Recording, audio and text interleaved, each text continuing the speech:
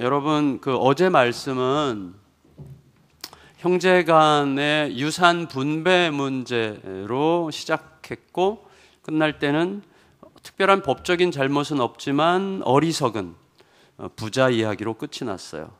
그래서 어제 본문의 내용을 보면 겉으로 드러난 것은 뭐예요? 겉으로 드러난 것은 분배 정의에 관한 문제예요. 예수님께 와서 겉으로 드러낸 문제는 분배의 정의에 관한 문제고, 또 하나는 재산 증식이라고 하는 상황이었는데, 예수님께서 보실 때 둘 다 핵심은 하나예요. 탐심. 그래서 겉으로는 어떤 명분으로, 어떤 설명으로, 어떤 논리로 드러날지라도 중심에는 탐심이 있는 거예요. 예수님께서 그걸 보셨죠. 여러분, 우리가 항상 속으로 살아야, 내 속에 무엇이 있느냐를 보면서 살아야 되잖아요.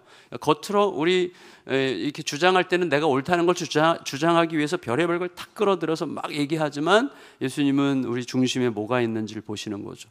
너로 하여금 나에게 달려오게 만든 그건 뭐냐? 너가 지금 이렇게 세게 강조하는 그 이유, 진짜 이유는 뭐냐? 그걸 보게 하시는 거죠.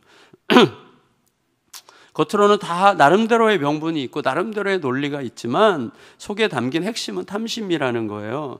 어제 제가 이제 한 달에 한 번씩 우리 선교사님들 8분과 함께 계속 공부를 하는데, 같이 공부하는 모임이에요. 어제에는 이제 그 중에 한 분이 책을 이번에 내시는데, 그 책이 나오기 전에 먼저 같이 스타디를 하면서 이제 교정도 하고 이렇게 했는데, 그 주제가 권력투쟁이었어요. 그래서 다윗을 필두로 해서 동서고금의 진시황부터 해서 굉장히 많은 사람들이 등장을 했는데, 동서고금에서 일어난 수많은 정치적인 선택들과 정치적인 사건들 뒤에는 예외 없이 딱 하나의 주제만 있는 거예요. 굉장히 다양한 사건들, 굉장히 다양한 정치적 현상들, 굉장히 다양한 정치적 선택들이 있었는데, 그 밑바닥에는 항상 주제가 하나예요. 권력투쟁.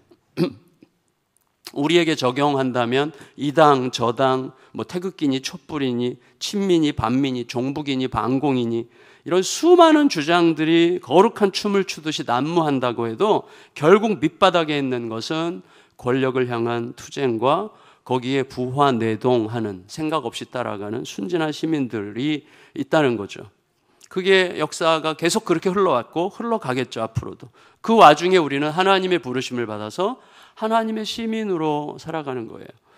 탐심과 권력 투쟁을 감춘 그럴듯한 명분들이 교회에도 그렇고 국가에서도 횡행하는 거죠.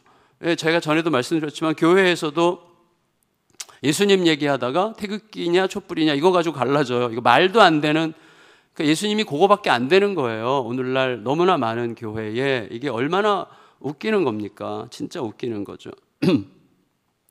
예수님은, 우리는 그 모든 것을 뛰어넘어서 하나님의 나라를 바라보며 하나님의 나라의 시민으로 살아가는 자들인데, 이 땅의 정치적 이념과 논리에 너무 휘둘리는 거예요. 너무 휘둘려요. 그러니까 항상 초점이 어디에 있느냐를 맞추는 게 너무나 중요한데, 이런 맥락에서 예수님께서는 예수님을 따르는 것이 옳은 길이다, 예수님을 따르는 것만이 옳은 길이다라고 여기고, 열심히 따르고 있는 제자들을 향해서 나를 따르는 자의 마땅한 태도가 뭐냐, 이거를 지금 강하게 도전하시는 거예요. 그러니까 내 것 가지고 살지 않는 자다, 이거예요, 한마디로. 그러니까 너 안에 들어온 것, 너의 확신, 너의 주장, 너가 소유한 무엇으로 사는 자들이 아니다. 너는 너의 자원으로 사는 자들이 아니다. 이거를 말씀해 주시려고 하는 거예요. 그래서 어제 본문에서는 여분의 것을 쌓아놓는 자에 대해서 지적하셨는데, 사실 예수님께서 이렇게 오늘 말씀하시는 그 말씀을 듣는 제자들은 여분의 것을 쌓아놓을 수 있기는커녕 하루하루 먹고 사는 것을 생각해야만 되는 제자들이란 말이에요. 그들에게 하시는 말씀이라는 게 굉장히 중요해요. 22절 읽겠습니다. 22절 시작. 또 제자들에게 이르시되 그러므로 내가 너희에게 이르노니 너희 목숨을 위하여 무엇을 먹을까, 몸을 위하여 무엇을 입을까 염려하지 말라. 여러분 보세요. 하루하루 먹을 거 입을 거를 생각하지 않으면 안 되는 사람들이에요. 하루하루 먹을 것 입을 것 생각하지 않으면 안 되는 제자들에게 하시는 말씀이, 먹을 거 생각하지 말고 입을 거 생각하지 마. 뭘 먹을까 뭘 입을까 생각하지 마. 저는 뭘 먹는 게 되게 중요해요. 그래서 제가 아내가 저를 늘 놀려요. 제가 아침 먹으면서 여보 오늘 점심 때 뭐 먹지? 이래 아침 먹으면서 그럴 때가 종종 있어요. 뭔가 이렇게 어릴 때 굶은 게 이게 뭐 뼈에 사무치고 세포에 사무쳐 있나 봐요. 많이 먹지도 않으면서. 근데 여러분 생각해 봐야 돼요. 자, 이 말을 지금 듣는, 나 매일같이 먹을 거 입을 거를 생각해야만 하는 제자들에게 뭘 먹을까, 뭘 입을까를 걱정하지 말라고 하시는데 그 제자들은 누구예요? 예수님 따르기 위해서 이미 생업을 버렸어요. 예수님 따르기 위해 생업을 이미 버렸어요. 사지 멀쩡한 성인이 일정한 수입도 없이 근근히 살아가고 있어요. 주면 먹고 안 주면 굶고 때로는 배가 고파서 벼이삭을 비벼서 먹어야만 했어요. 그런데 그들에게 먹을 거 입는 거 걱정하지 말라고 하시는 이유는 뭐겠어요? 생각을 좀 하라는 거예요. 생각해라. 23절 이 생각을 하는 거죠. 23절 시작. 목숨이 음식보다 중하고 몸이 의복보다 중하니라. 자, 이거 무슨 생각하라는 거예요? 보세요. 음식보다 목숨이고 옷보다 몸이야. 이런 말씀하시는 거예요. 무슨 말이죠? 너희가 못 먹어서 죽었니? 옷이 없어서 벌거벗었는가? 그 말이죠. 다시 말하면 최소한의 능력과 최소한의 자비만 가지고 있는 부모님의 자식이라고 해도 자식에게 목숨이 있다는 것을 그를 위한 음식이 대기하고 있다는 뜻이고 자식에게 몸이 있다는 것은 그를 위한 옷이 기다리고 있다는 뜻이죠. 최소한의 자비와 최소한의 어떤 도리를 갖춘 부모의 자식이라면, 그런데 너희가 너희에게 자기의 아들을 내어주어 사랑을 확증하신 만왕의 왕의 자식이라면 그가 달랑 목숨만 주고 달랑 몸만 주어서 굶고 헐벗게 하겠느냐? 따라서 너희가 음식과 옷을 걱정한다면 그건 셋 중에 하나일 뿐이다. 너희에게 믿음이 적다는 표현은 좀 이따 설명을 할 건데, 첫째, 너희가 여전히 뭘 먹을까 뭘 입을까 이거 걱정하면서 산다면 가능성은 셋 중에 하나일 뿐이에요. 하나님이 누구신지 전혀 모르고 있든지, 안다고 해도 내 불안과 염려를 굳게 믿고 있어서 하나님을 못 믿든지, 내 불안을 믿는 거예요. 내 염려를 믿는 거예요. 내 두려움을 믿는 거예요. 그래서 하나님을 못 믿든지, 아니면 자기를 여전히 고아라고 생각하고 있든지, 이때만 옷 걱정 먹을 거 걱정하면서 살아야 된다는 거예요. 이때만. 그러니까 이게 해당되지 않는다면 염려할 거 없는 거죠. 아버지 하나님이 누군지 아직 잘 모르고 있든지, 아는 것 같은데 여전히 내 불안과 두려움을 하나님보다 더 믿고 있든지, 아니면 여전히 나는 고아야 라고 생각하고 있든지, 셋 중에 하나예요. 예수님은 이렇게 말씀하시고 도전할 자격이 있으시죠. 하늘 영광을 다 버리셨어요. 이리떼가 우글거리는 곳에 어린 양으로 오셨어요. 하늘에서 오실 때 모든 공경련 무기들은 전부 다 내려놓고 이 땅에서 그나마 익힌 목수직도 버렸어요. 그 분이 말씀하고 계시는 거예요. 오직 하나님의 이끄심을 따라서 하루하루 갈 길을 가시는 중이죠. 예수님 자신이 직접 그 길을 가고 계시는 거죠. 여러분, 우리 아버지 하나님은요, 까마귀와 백합화에게는 아버지는 아니세요. 창조주시죠. 하지만 까마귀로 하여금 심지 않은 것을 먹게 하시고 추수하지 않은 것을 양식으로 삼게 하시고 짖지 않은 집에서 쉬게 하시죠. 24절 읽겠습니다. 시작. 까마귀를 생각하라. 심지도 아니하고 거두지도 아니하며 골방도 없고 창고도 없으되 하나님이 기르시나니 너희는 새보다 얼마나 더 귀하냐.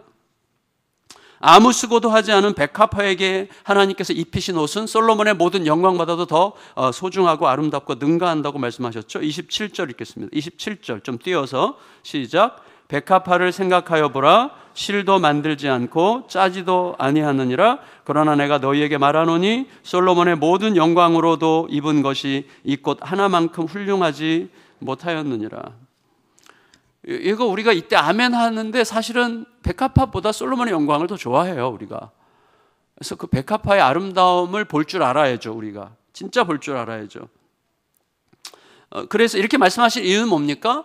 까마귀한테 그렇게 하시고 또 백합화한테 그렇게 하시는 분이 단지 창조주가 그렇게 하신다면 창조주 아버지의 자식인 우리에게는 어떻게 하시겠냐는 거죠. 28절 읽겠습니다. 28절 시작. 오늘 있다가 내일 아궁이에 던져지는 들풀도 하나님이 이렇게 입히시거든 하물며 너희일까 보냐. 믿음이 적은 자들아. 여러분, 그냥 너가 진짜 하나님을 너희가 안다면 탁 그냥 맡겨도 되지 않니? 이 말이죠. 그냥 탁 맡겨도 되지 않겠어? 따라서 문제는 뭐냐면 부족한 현실이 문제가 아니라는 거예요. 그 인식을 갖고 살라는 거죠. 부족한 현실이 문제가 아니라 그 현실에서 그런 현실 속에서도 여전히 졸지도 않고 주무시지도 않으시고 지키시는 아버지를 믿는 믿음이 너무나 초라한 게 문제라는 것이죠. 믿음이 작은 자들아 그랬어요. 믿음이 작다는 건 뭐예요? 제가 거듭 말씀드리지만 믿음이 세지 않다는 게 아니에요. 우리 믿음이 너무 초라하고 세지 않다는 게 아니라 무슨 뜻이죠? 아버지를 아직 제대로 모른다는 뜻이에요. 믿음은 항상 대상의 문제예요. 여러분, 그를 내가 제대로 알면 믿을 건지 안 믿을 건지가 결정이 돼요. 내가 얼마나 세게 믿느냐가 중요한 게 아니야. 믿음의 작은 자다라 그 말은 아버지를 아직도 이렇게 모르느냐 이 말이에요. 아버지를 너희가 아직도 잘 모르는구나. 아버지를 아직도 제대로 모르는구나. 아버지를 믿는 대신에 그가 나를 지켜주지 못할지도 모른다는 너의 의심을 믿고 있구나 그 말이죠. 하지만 생각해 보세요. 예수님께서 이렇게 말씀하셨죠. 생각해 보라는 거예요. 뭐냐면 하나님에 대해서 의심함으로 믿을 것은 오직 내 판단뿐이야 라고 생각하고 있는 우리 자신은 어떤 존재냐는 거예요. 사실 하나님을 의심함으로 자기를 믿으려고 하는 나는 어떤 존재냐는 거예요. 25절 26절 읽겠습니다. 25절 26절 시작. 또 너희 중에 누가 염려함으로 그 키를 한 자라도 더할 수 있느냐? 그런즉 가장 작은 일도 하지 못하면서 어찌 다른 일들을 염려하느냐? 하나님을 의심한다는 건 뭐예요? 이 모든 현실에 대해서 의심할 수밖에 없다고 하는 나를 믿는 거예요. 근데 나는 믿을 만한 대상이 있냐는 거예요. 여러분, 나는 믿을 만한 대상이 아니잖아요. 자신의 의심을 믿는 우리들의 필수 애용품이 있어요.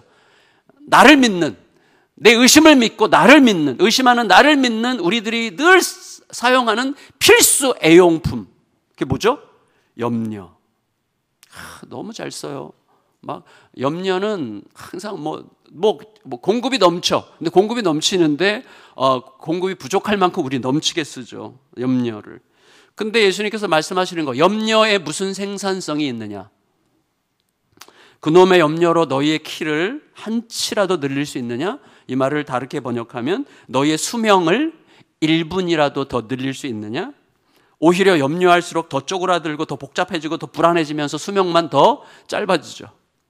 우리가 그렇게 애용하는, 그러니까 내가 내 자신을 믿는 결과는 염려예요. 염려를 애용하는 거예요. 내 자신을 믿음으로 쓰는 방식은 염려인데 염려가 할 수 있는 것은 아무것도 없는데 우리가 늘 그 굴레 안에 묶여서 감옥 안에 갇혀서 산다는 것을 지금 지적하고 계시는 것이죠. 좀 우리 어린이들 수준에 맞춰서 말하면 아무 부족한 게 없고 마음이 한없이 넓으시고 모든 걸 꿰뚫어 보시는 부자 아버지에게 아침마다 가가지고 오늘 좀 먹을 게 있을까요? 뭐 좀 마실 게 있을까요? 혹시 오늘 굶거나 뭐 죽는 건 아닐까요? 목말라서 이렇게 말하는 것처럼 살아가는 건 좀 아니지 않니? 그 말씀이에요. 지금 간단하게 말하면 29절에서 30절 상반절까지 읽겠습니다. 시작. 너희는 무엇을 먹을까 무엇을 마실까 하여 구하지 말며 근심하지도 말라. 이 모든 것은 세상 백성들이 구하는 것이라. 여러분 보세요. 세상 백성들이 구하는 거라는 거예요. 그게. 그러면 이때 세상 백성들이 누구예요? 아버지 없는 자들이죠. 하늘에 계신 그 아버지를 가지지 못한 자들은 그렇게 해도 돼. 하나님이 없으니, 아버지가 없으니, 자기 부모가 없으니 그렇게 해도 되는 거예요. 너희가 고하냐? 이 말씀 계속 하시는 거예요. 여러분, 세상 백성들은 누구예요? 그 아버지가 없는 자, 자기가 알고 있는 것, 눈에 보이는 게 전부인 자, 그래서 뭐가 보이지 않으면 불안해서 어쩔 줄 몰라 하는 자, 다시 말하면 고아들인데, 너희는 어떻게 그렇게 아버지를 뻔히 두고 고아처럼 굴고 살고 있는 것이냐라고 지금 말씀하시는 거예요. 여러분, 우리는 고아가 아니에요. 그걸 꼭 기억하세요. 너무 고아처럼 살아 우리가. 진짜 하나님이 나를 절대 못 지켜줄 것처럼 확신하고 하나님께서 내 삶에 개입하시지 않을 것처럼 확신해요. 그 증거가 뭐예요? 너무 불안해. 너무 걱정으로 꽉 차 있어. 그런 거죠. 그건 스쳐 지나가는 것들이어야지 걔네들이 나를 압도하고 지배하고 있으면 안 되는 거죠. 따라서 자기 스스로, 고아들은 뭐예요? 자기 스스로가 먹을 거 입을 거 챙기지 않으면 누구도 책임지지 않을 거라고 확신하면서 살 수밖에 없는 자들이 고아잖아요. 너희가 그런 자들이냐? 이렇게 묻고 계시는 거예요. 그들의 특징이 뭐 염려와 불안은 일상이에요. 일상. 우리는 고아가 아니잖아요. 우리에게는 아버지가 있잖아요. 30절 하반절 읽겠습니다. 30절을 다시 읽을게요. 시작. 이 모든 것은 세상 백성들이 구하는 것이라 너희 아버지께서는 이런 것이 너희에게 있어야 할 것을 아시느니라. 여러분, 아버지는 우리의 필요를 아세요. 아버지가 알고 있다는 건 무슨 뜻이에요? 아버지가 알고 계시다. 그 유능하신 아버지가 알고 계시다. 그러니까 아버지 없는 자들은 진짜 너무 안타까운 거죠. 너무 안타까운 거예요. 진짜 어떻게, 진짜 그들에게, 그래서 선교가 필요한 거예요. 그들에게 아버지가 있으면 알려줘야 되는 거예요. 그런데 여러분, 아버지가 계시다는 건 무슨 뜻이에요? 아버지는 우리 필요를 아시죠. 그러니까 아버지가 우리의 필요를 알고 있다는 건 무슨 뜻이에요? 우리에게 가장 필요한 것을 필요한 만큼 필요한 때에 가장 완전한 방식으로 정확히 채우실 거라는 뜻이죠. 아버지는 그렇게 하고 있어요. 항상 우리의 고민은 어디 있어요? 이렇게 되는 거예요. 자, 보세요. 지금 우리가 힘들게 살죠. 수용소 들어가 보세요. 제가 산둥수용소라는 책 읽고 참 많은 생각을 하게 됐는데, 그 중국에서 상하이 대도시에서 그렇게 삐까번쩍하게 살던 모든 외국인들을 산둥이라는 수용소 만들어가지고 거기다 가둬뒀어요. 매일 절대 빈곤, 절대적 목마름, 절대적 헐벗음, 그 안에서 아귀 다툼, 조그만 방에서 지금 지금 0.5평 가지고 싸우고, 옆방은, 같은 방이 10방은 13명인데 우리는 왜 14명이야? 이거 가지고 피 튀기게 싸우고 이런단 말이에요. 그 상황에서 한 평 늘려주잖아요. 한 평 늘려줘. 천국을 얻는다니까요. 그게 천국이야, 거기서. 삶이라는 것은요, 우리가 다 아는 거예요. 삶이라는 것은요, 너무너무 지독하게 상대적이에요. 그래서 제가 이 앞에서 자전거 타다 꼬꾸라져가지고 갈비뼈가 2개가 골절이 됐는데, 와, 죽겠더라고요. 이 갈비뼈가 죽겠어요. 갈비뼈가 좀 나니까 딴 데가 이제 아프기 시작해. 근데 사실은 그전에도 계속 아팠던 건데 갈비뼈가 너무 아파서 얘를 못 느꼈던 것 뿐이죠. 그런 거 많아요. 굉장히 고통도 상대적인 것이고 가난도 상대적인 것이고 모든 우리들의 느낌은 전부 다 너무나 지독하게 상대적인 거죠. 내 마음이 어디에 가 있느냐에 따라서 우리 모두는 지금 너무너무 행복한 사람들이죠. 세계 10위권에 너무너무 행복한 사람. 우리 여기 있는 분들은 예외 없이 전부 다 세계의 경제적인 상황에서는 15% 이내에 사는 분들일걸요. 아마도 거의 한 사람도 빠짐없이 아마 그럴 거예요. 근데도 우리는 굉장히 힘들죠. 우리의 생각이 너무 상대적인 비교에 너무 많이 녹아내려 있기 때문에 그런 거죠. 어쨌거나 내게 아버지가 계시다는 것은 내 필요를 아신다는 뜻이고, 그 아버지가 내 필요를 아신다는 것은 가장 필요한 것을 가장 필요한 만큼 필요한 때에 가장 완전한 방식으로 정확하게 채우실 거라는 거예요. 그걸 믿는 거예요. 그걸 믿고 살라는 거예요. 당장 필요한 게 아닌데도 너무 과하게 어제 본문처럼 잉여 재산, 잉여로 축적된 어떤 재산에 욕심부리지만 않는다면, 그리고 내가 염려하지 않을 만큼 충분히 쌓아 놓아야만 속이 편할 것 같은 불신을 고집하지만 않는다면 우리는 매일매일 한 끼만 먹어도 감사 속에, 지금 일부러 한 끼만 먹는 사람도 있잖아요. 일부러. 죄송해요. 제가 너무 극단적인 얘기를 해서. 근데 어쨌거나 우리가 원하는 것을 내가 원하는 때에 받아야만 안심할 수 있다고 생각하지만 않는다면 우리는 너무나 섬세하고 정확하시고 성실하시고 아름다우신 아버지의 손길을 항상 만날 수 있게 될 거라고 예수님께서 약속하시는 거예요. 지금 제가 하는 약속이 아니에요. 제가 뭐라고 건방지게 이런 약속을 하겠어요? 예수님의 약속이에요. 그러면 여러분, 어떻게 염려 없이 맡길 수 있겠어요? 어떻게 염려 없이 맡길 수가 있겠어요? 염려하지 말아야 돼 라고 자꾸 자기에게 말하고 맡겨야 된다고 자꾸 생각한다고 해서 되는 건 아니죠. 염려하지 말아야 되는데 하는 게 이미 염려야. 여러분, 맡겨야 되는데 할수록 붙들어. 그럴 필요가 없어요. 우리 이런 옛날부터 흔한 얘기 있잖아요. 원숭이를 생각하지 않으면 선물 주겠다는 말 듣고 원숭이를 생각하지 않으려고 하면 원숭이를 생각하지 않아야 된다는 생각 때문에 원숭이를 생각할 수밖에 없는 거죠. 원숭이를 생각하지 않으려면 원숭이를 생각하지 말아야 된다는 생각을 생각하지 말아야죠. 어떻게 해야 돼요? 다른 걸 생각하면 되죠. 다른 거. 그러니까 염려하지 말라는 말은 소용이 없어요. 염려는 뭐예요? 내가 내 자신과 나누는 부정적 대화라고 그랬죠. 이거 어떻게 하지? 안 되면 큰일 나는데, 이거 되면 안 되는데, 이렇게 부정적 방식으로 계속 대화를 나누는 거기 때문에 너무 시끄러운 거예요. 염려는 시끄러워. 그래서 어떻게 염려가 많으면 너무 복잡해. 너무 머리가 아파. 너무 머리가 무거워. 뭐 너무 힘들어. 그 말은 뭐예요? 시끄러워서 그래요. 소음이 꽉 차요. 속에 소음. 내 자신과 계속 얘기하는 거거든요. 부정적으로. 염려 때문에 다 망쳐요. 왜? 하나님은 세미한 음성으로 일하시거든요. 하나님은 세미한 음성으로 일하세요. 염려가 많으면 그 세미한 소리를 못 들어요. 그러니까 그 음성을 들어야 평화를 얻고 그 음성을 들어야 앞으로 나갈 수 있는데 염려 때문에 다 망치는 거예요. 염려가 우리 마음을 둔하게 만들어요. 누가복음 21장 34절 읽을까요? 누가복음 21장 34절 시작. 너희는 스스로 조심하라. 그렇지 않으면 방탕함과 술 취함과 생활의 염려로 마음이 둔하여지고 뜻밖의 그날이 덫과 같이 너희에게 임하리라. 여러분 재밌지 않아요? 염려가 뭐랑 지금 동격이에요? 술 취함과 방탕함과 동격이에요. 염려가. 술 취하는 거랑 똑같아요. 방탕하는 거랑 똑같아요. 염려가. 그 공통의 특징이 뭐예요? 마음을 둔하게 하는 거예요. 하나님을 향한 센스가 작동 안 하게 해요. 하나님의 음성을 듣는 그 센서가 작동을 안 해요. 염려 때문에. 따라서 염려할 시간에 뭐예요? 다른 거 구하면 돼요. 다른 거 어떻게? 31절 읽겠습니다. 시작. 다만 너희는 그의 나라를 구하라. 그리하면 이런 것들을 너에게 더하시리라. 여러분 우리는 진짜 건강하게 바쁠 수 있는 사람들이에요. 건강하게 바쁠 수 있어요. 어떻게 해요? 하나님 나라를 구하는 거예요. 하나님 나라를 구한다는 게 뭐예요? 하나님의 뜻이 뭔지, 지금 내게 원하시는 게 뭔지, 하나님이 지금 어디서 일하시고 계시면서 내가 그 일에 참여하기를 원하시는지 그걸 계속 묻고 그것에 관심을 기울이고 그것에 힘을 쓰면서 말씀하시고 알려주시는 그 일에 뛰어드는 거예요. 굉장히 바쁩니다. 직장에서 일하는 동안에도요 계속 그걸 질문하면서 동료들을 대하는 거예요. 여러분 하나님의 나라를 구하라는 것은요 교회 일에만 집중하라는 뜻이 절대 아닙니다. 여러분 하나님께서 가족을 좀 더 돌보라 그러시면 교회를 내려놓고 가족을 돌보세요. 하지만 어떤 때는 야, 너 가족이 네 우상이야? 이렇게 말씀하실 때도 있을 거예요. 그렇게 말씀하시면 가족과 건강한 거리를 두고 이웃도 돌보고 교회도 섬기면 되는 거예요. 공부하라고 하시면 열심히 하고 쉬고 놀라고 하시면 쉬고 놀면 되는 거예요. 하나님께 귀를 기울여야 돼요. 그런데 하나님께 혼자 귀를 기울이는 게 항상 위험할 수 있기 때문에 함께 귀 기울이는 공동체를 그래서 주신 거예요. 예수님이. 그래서 교회를 주신 거예요.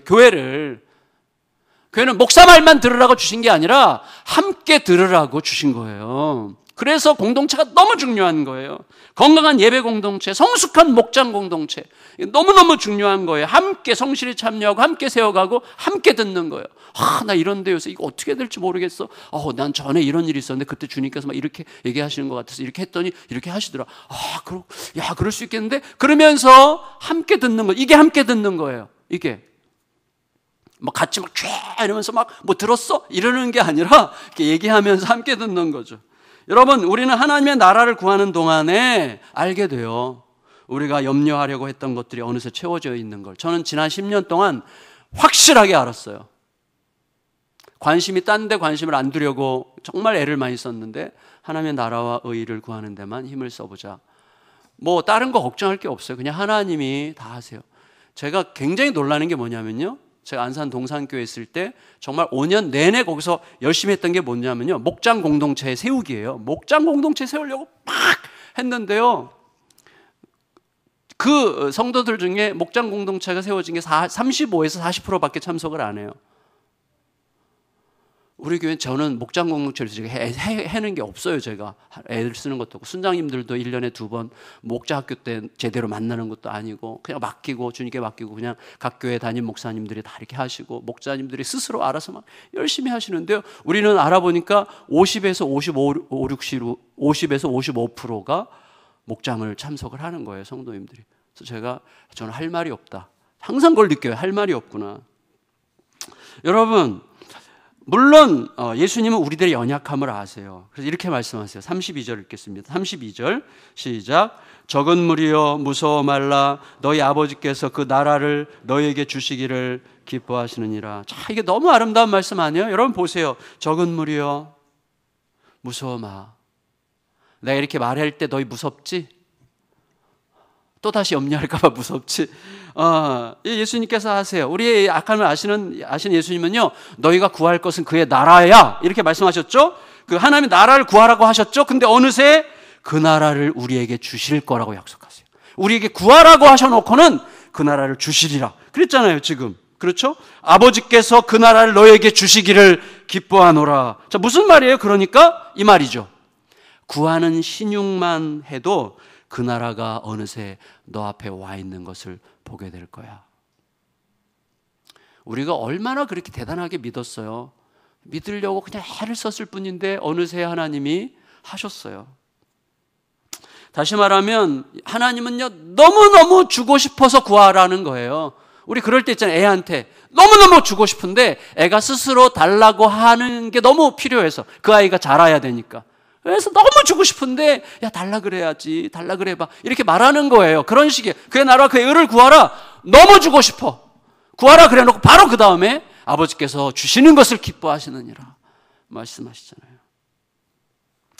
여러분, 우리는요, 우리가 연약하고 작아서 아버지의 나라를 구할 수 없는 게 아니에요. 오히려 작고 약하다는 걸 알기 때문에 아버지의 나라를 더 간절히 구하게 될 거예요. 우리들의 모든 일상이 그의 나라가 될 수 있어요. 구하기만 하면 하나님의 뜻과 마음을 알려주실 거고요. 진실로 원하기만 하면 하나님은 즉각적으로 우리들의 삶에 개입하실 것입니다. 근데 그걸 위해서 우리들에게 요청되는 행동이 하나가 있어요. 마지막. 그게 뭐예요? 33절, 34절 읽고 마칠게요. 시작. 너희 소유를 팔아 구제하여 낡아지지 아니하는 배낭을 만들라. 곧 하늘에 둔 바 다함이 없는 보물이니 거기는 도둑도 가까이 하는 일이 없고 좀도 먹는 일이 없느니라. 너희 보물 있는 곳에는 너희 마음도 있으리라.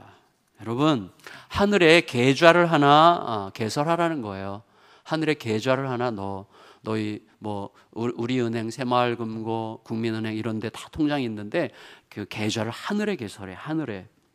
근데 이게 우리가 오해하지 말아야 돼요. 뭐냐면 옛날부터 전통적으로 부흥사들이 이런 거 하면서 바치라고 막 쌓아놓으라고 더 하나님의 일에, 그게 하나님의 일인지 목사의 일인지 누가 알겠어요? 근데 또 하나님의 일을 위해서 막 바치라고, 그게 하늘에 쌓아두는 거라고 이렇게 얘기하는데 저는 다른 의미라고 생각해요. 이게 뭐냐면 나중에 써먹기 위해서, 그건 성도들에게 뭐예요? 다 나중에 그거 빼먹을 수 있는 거라고. 그러니까 이게 지금 성도들에게 하나님과 거래하라고 가르치는 거예요. 이거 말도 안 되는 거죠. 여러분, 하나님은 다 주시고 시작하시는 분인데 뭘 가지고 거래를 해, 하나님이랑. 이거 정말 깔짝거리고 웃기는 일이죠. 하나님은 다 주시고 시작하신 거예요. 아들을 주시고 시작하셨어요. 그 사랑에 대한 대답이 우리의 삶이 되게 하신 거죠. 그러니까 이것은요, 나중에 써먹기 위해서 투자하라는 말씀이 아니죠. 뭐예요? 오늘 내가 주님의 뜻과 주님의 마음을 따라서 행하는 것을 아무도 알아주지 않는 것 같아도 상관없다는 것을 알라는 말씀이에요. 모든 행동들은 즉각적으로 하나님의 보좌와 연결되어 있다는 것을 잊지 말라는 거죠. 제가 이제 개척하기 전 섬겼던 그 창신교회에서 담임 목사 위임식 예배 드릴 때 전 잊을 수 없어요. 담임 목사 예배 드릴 때 유치부 친구들이 특성을 했거든요. 근데 그 친구들 특성이 뭐냐면, 세상이 당신을 모른다 하여도 주님은 그 이름 마음에 새겼네. 그 찬양이었어요. 세상이 당신을 모른다 하여도 주님은 그 이름 마음에 새겼네. 이게요, 그때 감동되는데, 그리고 잊고 살았어요. 몇 년 후에 그 교회에서 사임을 결정하려고 할 때 이 노래가 떠올랐어요. 내가 어딜 가든지, 어딜 가서 뭐 초라하게 내 인생이 그냥 끝나든지 아무 상관없다. 하나님이 마음에 새기고 계시면 되는 거야. 이런 마음이 저로 하여금 확고하게 결단하게 하더라고요. 세상이 당신을 모른다 해도 무슨 사용이냐. 주님은 그 이름을 마음에 새기셨는데 주님이 아시면 되지. 이런 마음이 들어오니까요, 막 확 쏟아지면서 결정이 확 되는 거예요. 여러분, 결정적인 순간에 우리로 하여금 결정적인 행동을 하게 해요. 주님이 아시면 됩니다. 하늘에 그래서 계좌를 개설하라는 거예요. 주님이 아시면 됩니다. 옆 사람에게 한번 얘기해 주세요. 주님이 아시면 되는 거야. 이게 모든 걸 이기는 길이에요. 이게 모든 걸 이기는 길이에요. 네, 그 길을 아름답게 잘 가는 저와 여러분들이 되시기를 예수님의 이름으로 축원합니다. 우리 같이 찬양하고 기도하겠어요. 굳게 닫힌 돌문을 열고 죽음을 이기신 주,